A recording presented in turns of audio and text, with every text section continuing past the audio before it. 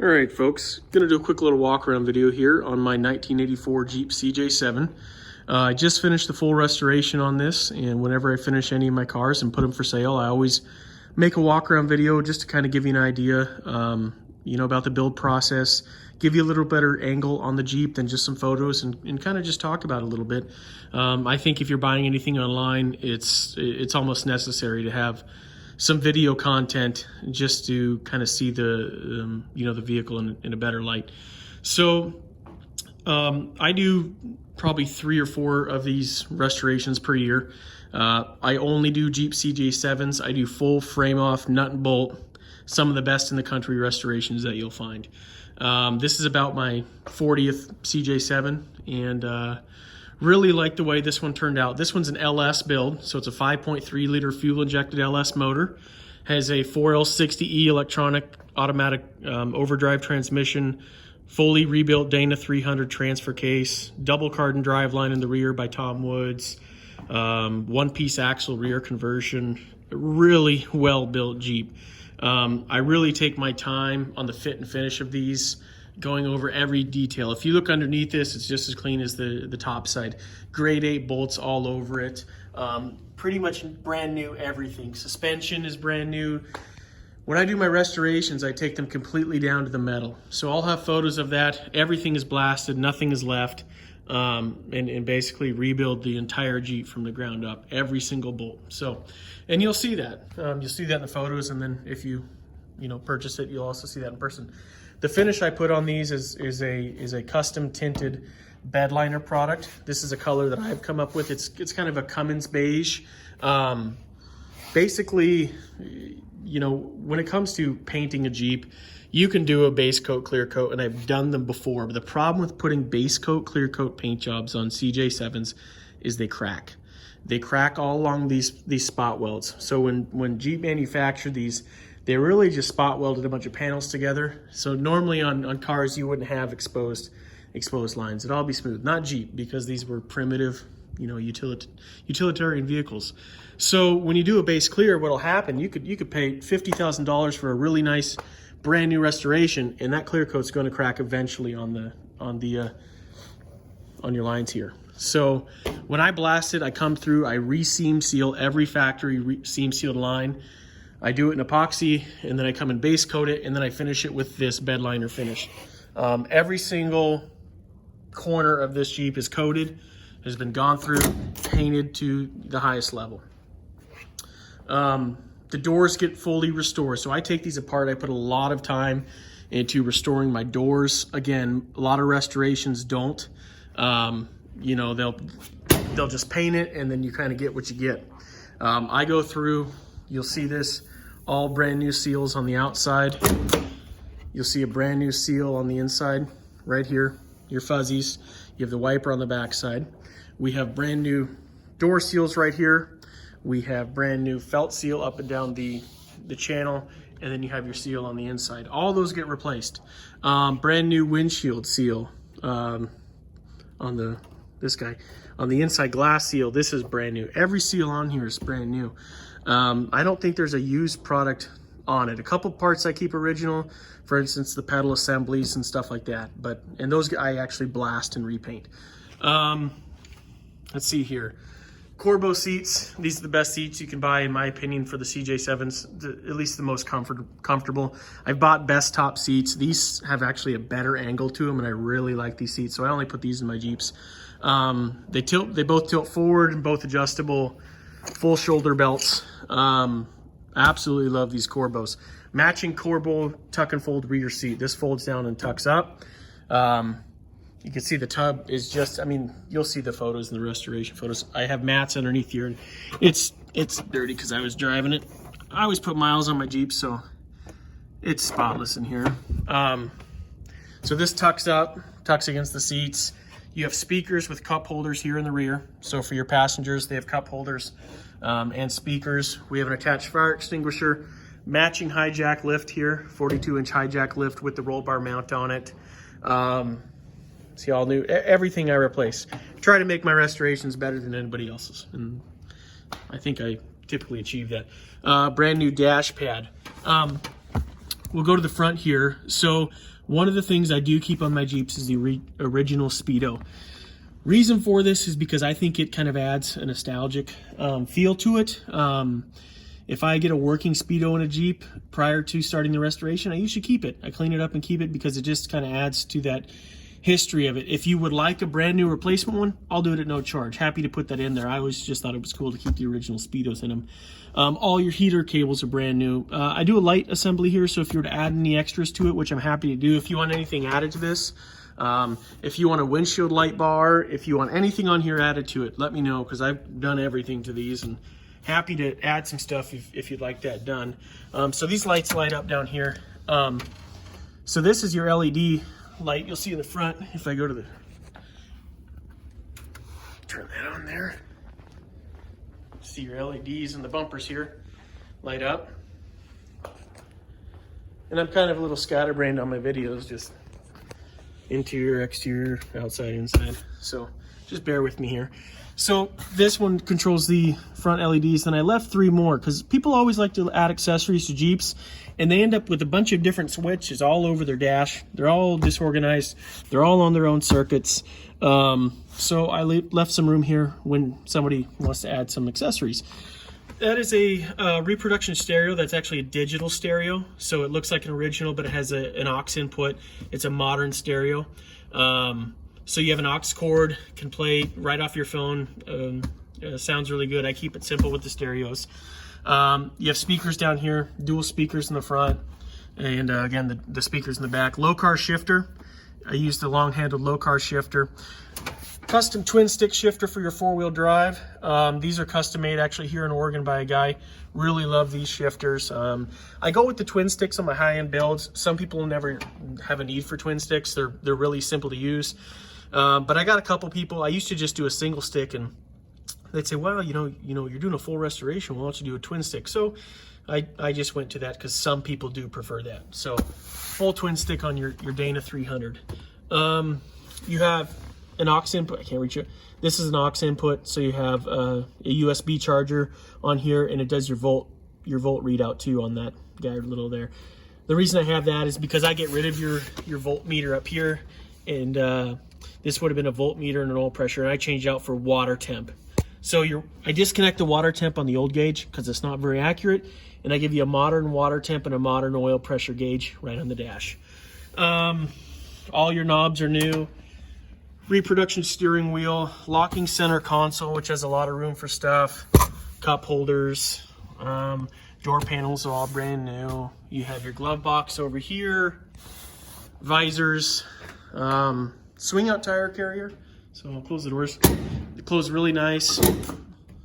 We'll go around. You have your full swing out tire carrier. So this one latches right here, swings all the way out. Trying to think of what else we can go over here. So what the Jeep will come with, it'll come with these hard doors. It'll come with the half doors. You'll see those in the photos. I'll set those right here. So this is a half door right here. These are the half doors. So it'll come with the hard doors. It'll come with the soft half doors and a full hard top and a bikini top. So I'll include a new bikini top, and that'll be in the Jeep when you purchase it. Up front, you have your Smittybilt XRC winch, really easy to use, comes with a remote control, pull out, really simple. Anybody can use one. If you've never used a winch, I really like these because they're plug and play, really easy to use. Let's see here. I upgrade the hood hinges. These are a little different from the factory. Really like these hood hinges. The factory ones tend to stay up, and what happens is they'll stay up like this, and then people will close the hood on the hinge, and you'll get a scratch. So these are a bit more money, but when you have a really nice product, I think it's worth it. Let me pop the hood here.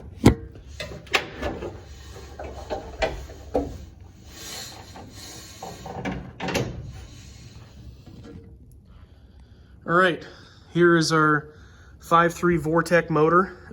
It's a rebuild engine. This is not some junkyard motor that was just taken out and thrown into a Jeep. Fully gone through, pretty much a brand new engine. Oh, on the interior, let me show you something. So because it's electronic, fuel injected, the outlet here, this is your OBD2 port. So this is what you would plug into if you need to do any diagnostics. You could actually take it to the GM dealer. They can plug into that and see what's going on. This light will turn off when you turn on the Jeep, and then if ever comes on while you're running, that is your check engine light. Just kind of see the detail up in here that I go through. Every square inch of this is just, let me turn the key off, is restored. Close that.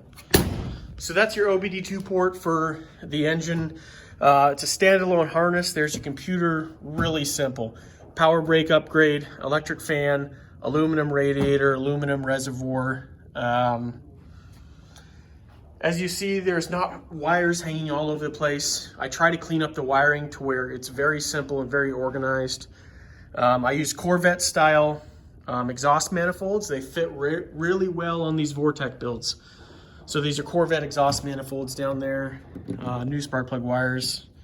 Trying to think of anything else. See if I can ramble some more. 2.5-inch suspension lift. Perfect height for a Jeep. I used to put some 4-inch lifts on them, and you just get a lot of instability at highway speeds.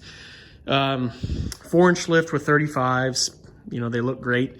But realistically, going down the highway and cornering and stuff like that, you sacrifice a lot.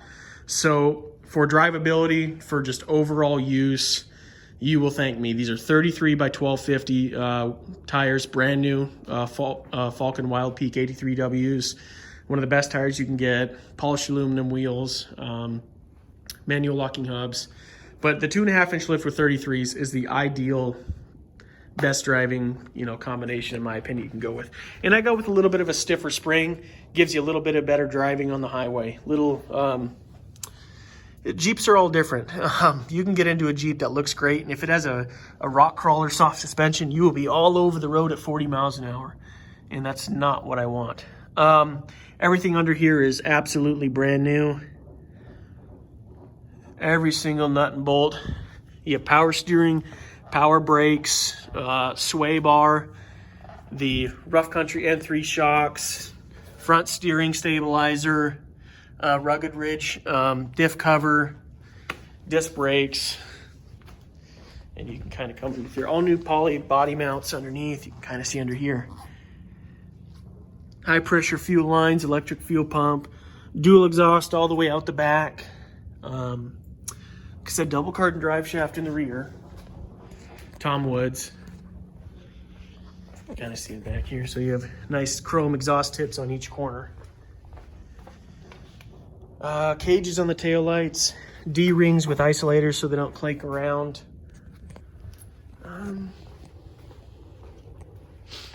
You have your stainless door latches. I think that should pretty much cover it. And these are actually YJ doors. They come with a better mirror than the CJ doors. So I really prefer those mirrors in that location.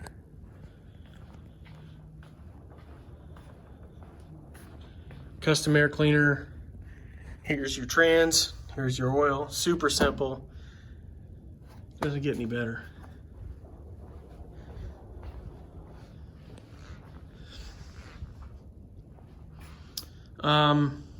Just trying to remember if I've forgotten anything. Everything works on it. It's 100% turnkey, absolutely no issues. I always give my buyers a little bit of a warranty when they get their Jeep. If anything acts up, let's say the fuel pump were to go bad or something small, call me and I'll absolutely replace it the second, you have an issue with it when you first get the Jeep. Sometimes I get some aftermarket parts, and if they only go 500 miles, that's absolutely on me to replace. So rest assured, you buy something from me, you have my personal cell phone. I always try to take care of my customers. I always try to, give them a good experience, especially with Jeeps. That's all I do. So I take a lot of pride in it. I'm a one-man operation. I am a licensed, bonded, and insured dealer. So you're not dealing with some random off the street that you're sending money to. I'm bonded and insured, but I do all my own work. So I'm not some guy flipping a car. You will be the first owner of this CJ7. You'll be the first to own it. And it's really a show-worthy rig. I have a clean title for it. I own it outright in hand. So what I'll do is I'll put this up on an eBay auction, and sometimes my auctions go the length of the auction. More times than not, they don't. And I have really good feedback. You're welcome to look at it. So if you want to go ahead and bid on it, happy to bid away. But what happens more times than not is somebody will call me and they'll offer me a price over the phone. We'll work out a deal and I'll sell it that way. So if you're really interested in it, you may be better off giving me a call, seeing if we can work a deal out before someone else does that, because usually that's what ends up happening. I'll take care of all the shipping arrangements. You pay the shipping cost. I'll handle all the arrangements. I'll get it right to your front door. You just pay the truck driver right when it gets to you. So again, try to make it a really simple process. If you have any questions whatsoever, feel free to call me, feel free to text me, feel free to give me an eBay message. Happy to answer absolutely any questions. I don't want anybody taking a guess on this. I try to be very thorough with my videos and pictures. So any questions, give me a call, give me a text. I'm on the West Coast, so if you're on the East Coast, maybe wait till maybe 11 o'clock or noon your time to give me a call. My name's Dave. Number's 503-476-5210. And I think that should do it for the walk around video. And thanks for watching. All right, forgot to start the Jeep during the video. I knew I'd forget something. Always like to let people hear it. So turn the key on. You'll hear the fuel pump come on, and you give her a quick start. Starts right up, comes down to idle.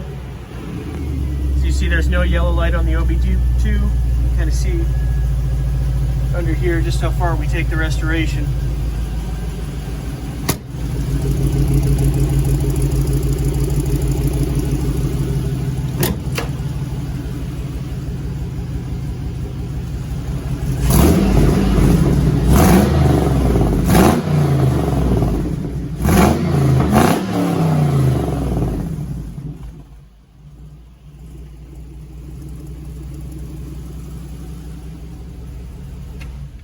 There you go.